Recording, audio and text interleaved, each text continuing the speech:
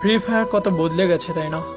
আজকাল নতুন প্লেয়ারদের কাছেও পুরানো কালেকশন থাকে, আর এক ছিল আমাদের সময়, শুধু ফ্রিতে দেওয়া বান্ডিল ছাড়া কিছুই ছিল না।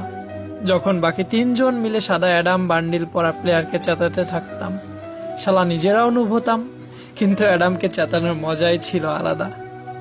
এক ঘরে বা টাওয়ারে বসে চারজনে মিলে একটা কিল করতাম, আর এনিমির একজন এসে আমাদের চারজনকেই মেরে দিত।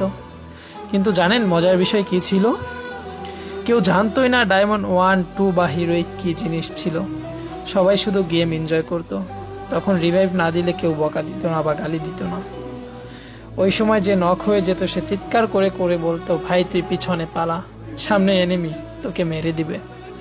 ম্যাচ হারার পরে কখনোই লবিতে এসে এই বিষয়ে ঝগড়া হতো না যে তোমার ভুল, ওর ভুল বা আমার ভুল ছিল, কারণ চারজন মিলে একজনকে মারলে সবার হৃদয় ভয়ে কাঁপতে থাকতো।